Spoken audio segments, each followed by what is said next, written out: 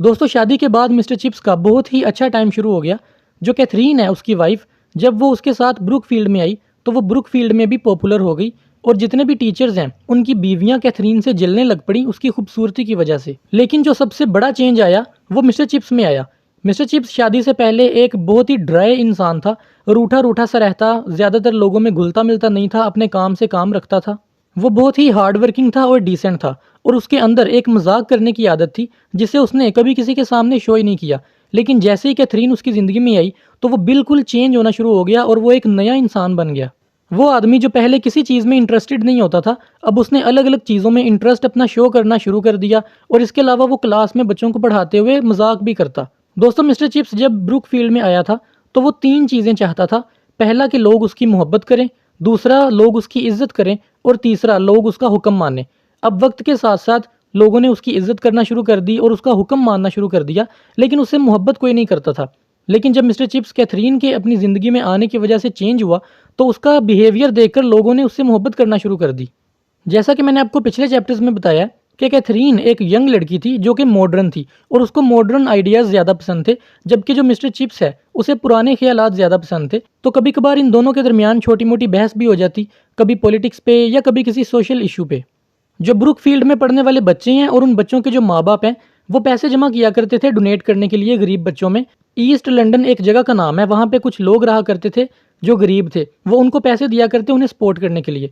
तो जो कैथरीन है उसके जहन में एक आइडिया आया, उसने कहा कि क्यों ना वहाँ पे रहने वाले बच्चों को बुलाया जाए हमारे स्कूल में और इनका एक फुटबॉल मैच करवाया जाए। हमारी स्कूल की टीम का और उन बच्चों की टीम का एक मैच हो जाए। दोस्तों ये आइडिया बिल्कुल ही नया था, कभी किसी ने इस चीज़ के बारे में सोचा नहीं था और जैसे ही टीचर्स को पता चला तो उन्होंने फ़ौरन मना कर दिया। मिस्टर चिप्स को खुद भी ये आइडिया पसंद नहीं आया क्योंकि ये सारे लोग सोचते थे कि वो जो गरीब लड़की हैं वो बिल्कुल एक जंगली हैं और उन्हें कोई तमीज़ का, कोई बात करने का लिहाज नहीं है। जब वो यहाँ पे आएंगे तो मिसबिहेव करेंगे जिसकी वजह से कोई अच्छा इंप्रेशन नहीं पड़ेगा। लेकिन कैथरीन इस बात पे डटी हुई थी और उसने मिस्टर चिप्स को मनाने की पूरी कोशिश की और आखिरकार उसे मना लिया। कैथरीन ने मिस्टर चिप्स को समझाया कि जब वो बच्चे ब्रुकफील्ड में आएंगे, आकर यहाँ पे माहौल देखेंगे स्कूल का, तो क्या पता उन बच्चों के दिल में भी ख्वाहिश पैदा हो कि वो इस स्कूल में आएँ और यहाँ पे पढ़े लिखें, जिससे उनका भी फ़ायदा होगा। तो मिस्टर चिप्स इस बात पे मान गया। जब मिस्टर चिप्स ने कहा कि उन बच्चों को बुलाया जाए तो स्कूल में कोई भी ऐसा बंदा नहीं था जो मिस्टर चिप्स को ना कर सकता। तो एक दिन वो बच्चे स्कूल में आए, आकर उन्होंने ब्रुकफील्ड की फुटबॉल टीम के साथ एक मैच खेला जो कि वो हार गए, लेकिन उन्हें फिर भी बड़ा अच्छा लगा ब्रुकफील्ड में आने की वजह से। इसके अलावा उन्होंने टीम के साथ बैठकर चाय पी, स्कूल का विजिट किया और उन्होंने कैथरीन से भी बात की, जिससे बात करके उन्हें बहुत अच्छा लगा। और इसके बाद वो चले गए और उन्होंने कोई भी ऐसी हरकत नहीं की जिससे स्कूल वालों को कोई बुरा लगता। दोस्तों बहुत सालों बाद जब मिस्टर चिप्स बूढ़ा हो गया और कैथरीन को मरे हुए काफ़ी साल गुजर गए तो इंग्लैंड के अंदर जंग शुरू हो गई।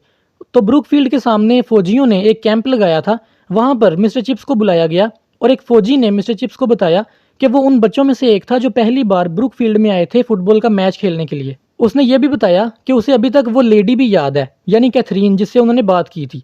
तो मिस्टर चिप्स ये बात सुनकर बड़ा हैरान हुआ और उसने पूछा कि क्या तुम्हें वाकई अभी भी वो याद है? तो सोल्जर ने कहा कि मुझे क्या, वो तो सबको याद होगी।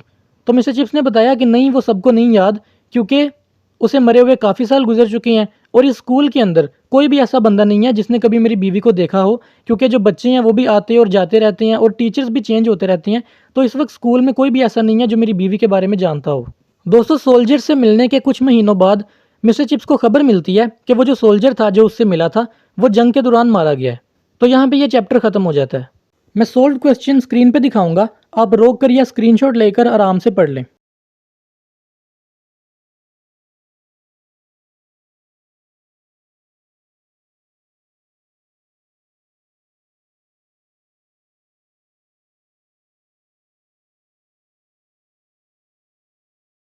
मुझे उम्मीद है आपको वीडियो पसंद आई होगी। अगर आपका कोई सवाल या सजेशन हो आप कमेंट्स में बता सकते हैं।